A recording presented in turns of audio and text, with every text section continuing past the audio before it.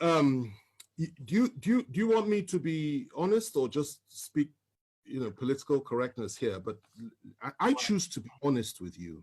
I choose to be honest with you, and for me to be honest with you, I have to go back a little bit. But let me start with the situation that we're facing in this country today. If you believe that those that are in power in Nigeria today would ever contemplate the possibility of giving power to an Igbo man in 2023 or thereafter, then you still haven't fully understood the challenge and the problem that we have in this country today. You need to understand that the mindset of some of these people, not all, some, but those that Buhari represents, that is his own clique within the Fulani ruling class, not all Fulanis, but his own clique, who are in power today. Their mindset is that the most dangerous people in this country and the people that they must suppress more than any other are the people of the Southeast. And you need to understand that before the Civil War, and I need to go back in history because that's a damn good question and it deserves a clear answer, a thorough answer. Let's go back a little bit. Before the Civil War, these same people, he, for example, was active then. And you need to remember the role that they played on the night of July 29th, 1966, when the Northern Officers counter coup took place. And 300 Igbo officers were killed in one night, including an Igbo head of state. He was involved. And many of them that are running this country in that cabal today were involved or supported it. They said it was to pay back for what had happened in January 15th, 1966. Now, after that, what happened? The same people unleashed their people on Igbo civilians in the northern part of this country, and the figure that is often cited is 30,000 were killed. It's not true. Closer to 100,000. Not only were they killed, people, women had their stomachs cut open and little babies were pulled out and their heads were dashed against the wall. That is what they did then in 1966, before the Civil War. And the Igbos were slaughtered like flies all over the north by these same people. They went rushing back to the east, where they believed they were safe. And the position was this: the leader of the core northern Muslims within the army, Murtala Muhammad, urged Gawan, who was head of state, to march on the east immediately and wipe out the Igbos. Gawan, to his credit, refused to do that and said, no, let's negotiate. And the negotiations started. They broke down, then there was a civil war. In that civil war, 3 million Igbos were killed by federal forces. They were killed by all of us. I'm from the Southwest. I take responsibility for that, as every other Nigerian ought to. Civilians, not soldiers. 3 million, including 1 million children, subjected to genocide, subjected to mass murder, subjected to ethnic cleansing by us. The war ended. We did not apologize. Instead, what did we do? What did we do? We took all their property in the name of abandoned property. We gave them £20, even if they had $1 million in the bank. And we said, come back, no victor, no vanquished. Biggest lie from the pit of hell. There was a victor and there was a vanquished. And we all know who was who. They came back into Nigeria and we reintegrated them. But even with all the reintegration, no Igbo man could be trusted to be General Officer Commanding GOC until Obasanjo came to power in 1999. Igbos were not allowed to rise up within the military or in any power configuration in the country. It was something that was understood, that you never put an Igbo man in a position of real power. You can give him appointments, but you don't put him in a position of real power. Okay. Obasanjo came, made General Abiaku, I think his name was, GOC. And then from there, Jonathan came, he appointed an Igbo chief of army staff. Okay? Yes. My wife is reminding me of the name, Ehejireka. You know, he appointed an Igbo chief of army staff. Okay? And we thought things would go on that way. There would be a reintegration of the Igbos. And Obasanjo integrated many Igbos. People like Obi Ezekwesili, and Uba, so many came in and playing key roles, key positions.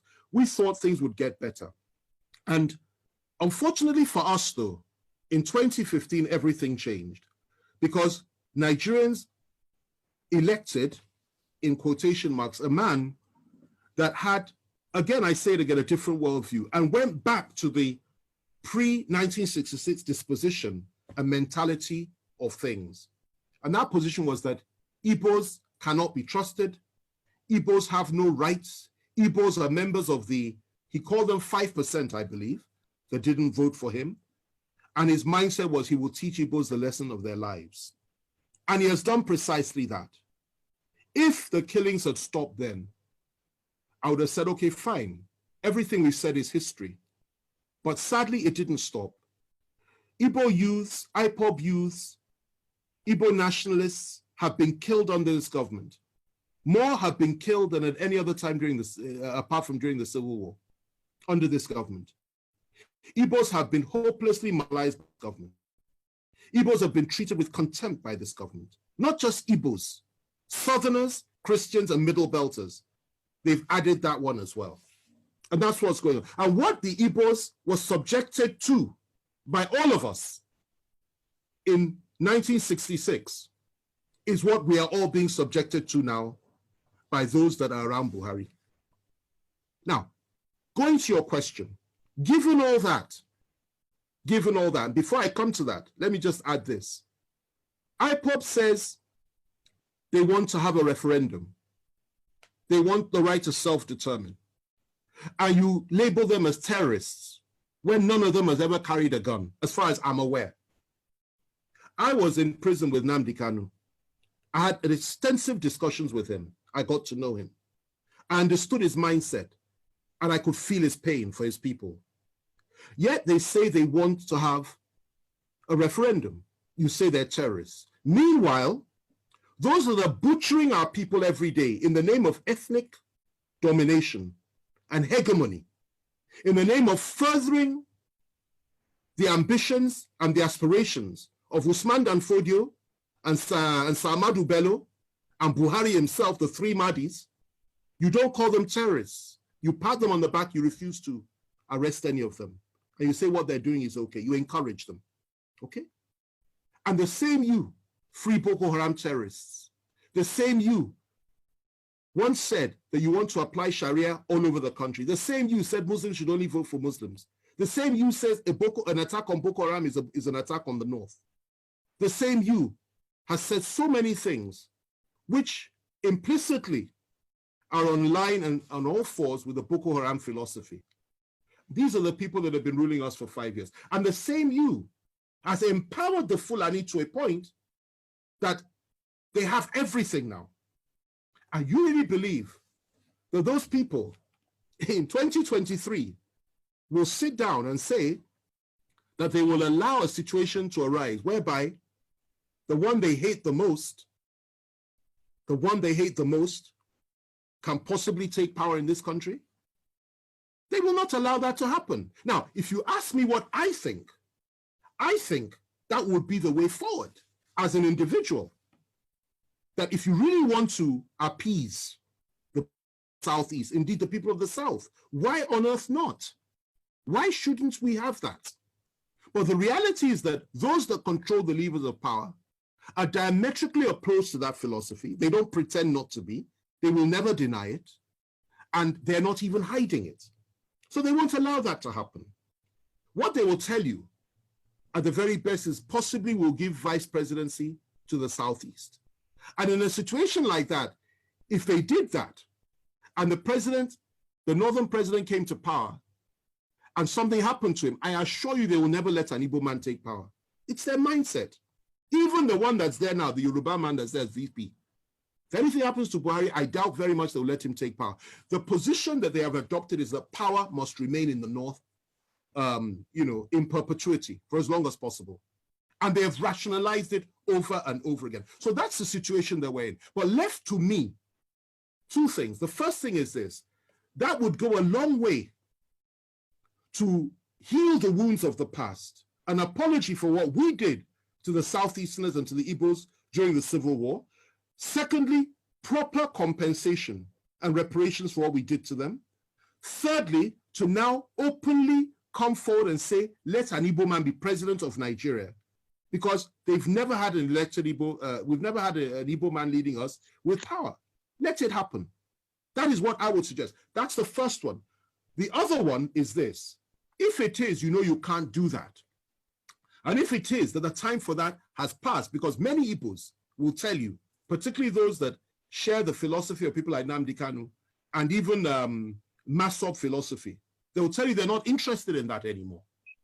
Then the other thing you can do is say, allow them to determine their own future, just as the people of Scotland were allowed to determine theirs, just as Britain, the United Kingdom, was allowed to determine hers when it came to Brexit, just as so many other countries in the world, through a referendum and exercising the right of self-determination. And I think that would make far more sense than to say just give them an Igbo presidency, which you and I know is not likely to happen. Let me end with this, okay? We are approaching 2023. Some in the Southwest, specifically Bola Tinubu, believes that his party will field him. I will tell you this today. He has made the biggest mistake of his life. They will not support him. Their position is to keep the presidency in the North. And even if he manages to clinch the nomination for the APC, they will now shift their support to another party that will field a Northern candidate. Mark what I'm telling you today, because I've been right 9 times out of 10 when it comes to these predictions. I've been right. And I'm telling you, I'll be proved right again. That is the mess that we're in this country. So your aspirations are legitimate. You have every right to have an Igbo president. It will be a good thing for this country, for the people of the East, and indeed for the people of Africa. But those that believe they own Nigeria will not allow it, they will not accept it, and they will not create a level playing field for it. And that's the reality.